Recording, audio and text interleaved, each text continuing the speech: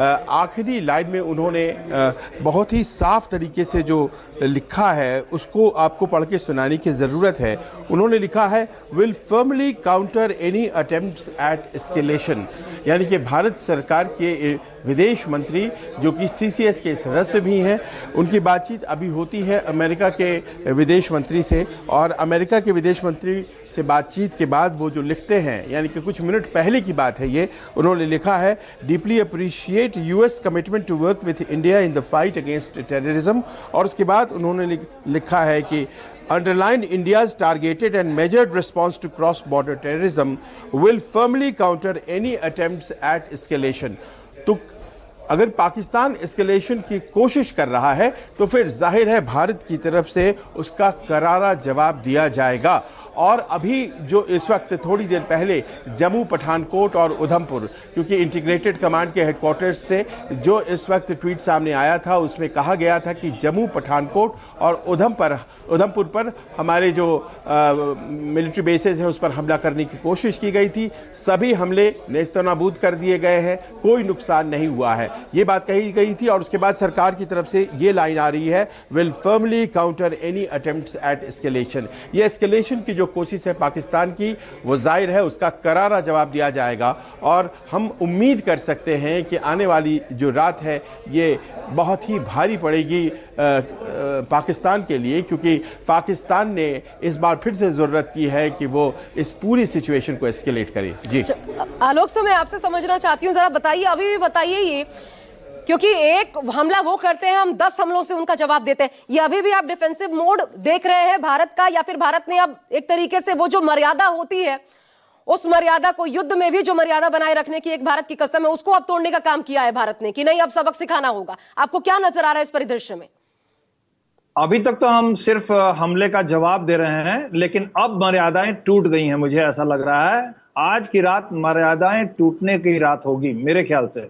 जी हाँ बिल्कुल आशा जी, क्योंकि जिस तरह से वाइड रेंजिंग अटैक हुआ है, मर्यादाएं अब नहीं रखी जाएंगी।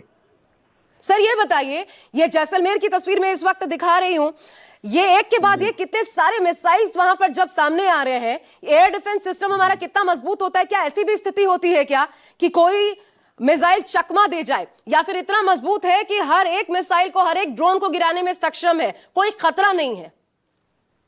देखिए, मैं आपसे बात बताऊं कि जब ड्रोन अटैक होता है या बहुत ही बड़े झुंड में अगर मिसाइल का अटैक हो, तो as per statistics 5 to 10%। Sir इसका जवाब दीजिएगा। 1 मिनट आपको रोक रही हूँ, 1 मिनट रोक रही हूँ। पवन मिश्रा मेरे सहयोगी कुछ बताना चाह रहे हैं। पवन बताएं।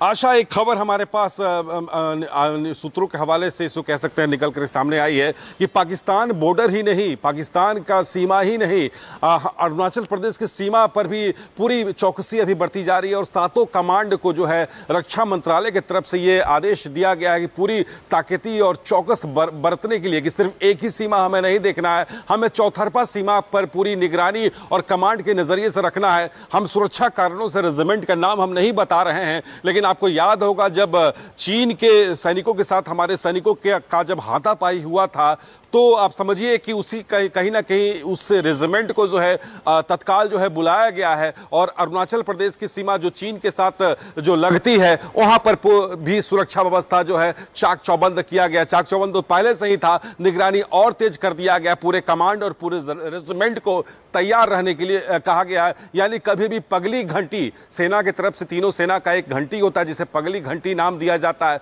पगली घंटी यानी पगली घंटी का अलार्म बज सकता है। ये हमारे पास सूत्रों के हवाले से ये खबर आई है। आशा, ठीक है। ये और बड़ी खबर ये भी आ रही है इसके साथ साथ कि इटली के विदेश मंत्री से भी बातचीत हुई है, विदेश मंत्री एस जयशंकर ने बातचीत की है, उनको भी इंफॉर्मेशन दिया है क्या कुछ पाकिस्तान की तरफ से किया जा रहा है, अगला कदम भारत का क्या हो सकता है, ये तमाम बातें। और ये तय है कि आज की रात बहुत भारी साबित होने वाली है दुश्मन के लिए, क्योंकि ये जो हम लगातार कोशिश कर रहे थे, हमने बार बार चेताया, और आज ही विदेश मंत्रालय की तरफ से प्रेस कॉन्फ्रेंस में साफ किया गया कि अगर पाकिस्तान उकसावे की कार्रवाई करता है तो जो इसके नतीजे होंगे, कॉन्सिक्वेंसेस होंगे, वो सिर्फ और सिर्फ पाकिस्तान को ही भुगतना पड़ेगा। और ऐसा लगता है कि वो हालात उत्पन्न हो गए हैं जब भारत जवाबी कार्रवाई कर रहा है, क्योंकि बड़ी खबर ये आ रही है, देखिए लाहौर में तो भारत ने जबरदस्त हमला किया ही, सियालकोट में हमला किया, कराची में भी, वहां पर भी, वो भी रडार पर है। कराची में भी खबर सामने आ रही है। संजीव, आपके पास ये खबर है कराची को लेकर भी कि वहां पर भी जवाबी हमले हो सकते हैं, तो क्या इसका मतलब? जी जी, एक सेकेंड, पवन के पास जाना चाहूंगी। पवन, बताएं। आशा, एक खबर हमारे पास आ रही है, हालांकि इस खबर की पुष्टि न्यूज़ 24 नहीं करता। इस सूत्रों के हवाले से खबर है, पाकिस्तानी वायुसेना के एक पायलट को हमारे जो वायुसेना ने पकड़ लिया है। ये खबर अभी ब्रेकिंग है, हालांकि ये आधिकारिक पुष्टि नहीं है, इसकी पुष्टि हम नहीं करते, लेकिन ये खबर हमारे पास आई है कि पाकिस्तानी सेना के एक फाइटर पायलट को हमारी भारतीय वायुसेना ने पकड़ लिया है। आशा, तो ये क्या F-17, F-16 जिसको मार गिराया गया, उसी के दौरान ये हुआ हो, इसकी पूरी संभावना है पवन? बिल्कुल, ये संभावना है, लेकिन सुरक्षा कारणों से हम पूरी डिटेल नहीं दे पा रहे हैं। लेकिन पाकिस्तान का एक फाइटर पायलट अब हमारे कब्जे में है। आशा, बिल्कुल बड़ी खबर बता रहे पवन मिश्रा इस वक्त। देखिए, क्योंकि इससे पहले हमने आपको बताया किस तरीके से पाकिस्तान के 2 F-17 जो फाइटर जेट्स हैं उनको भारत ने मार गिराया और एक F-16 भी मार गिराया। अब हमले का जब कड़ा जवाब दिया जाएगा, एस जयशंकर लगातार ये कह रहे हैं। बड़ी खबर आपको बता दें, जो पवन इस वक्त बता रहे थे, बिग ब्रेकिंग, ये जान लीजिए, पाकिस्तान का सूत्र बता रहे हैं। ठीक है, सूत्रों के अनुसार ये खबर, बड़ी खबर सामने आ रही है, एक बड़ी खबर सामने आ रही है जो पवन मिश्रा इस वक्त बता रहे हैं।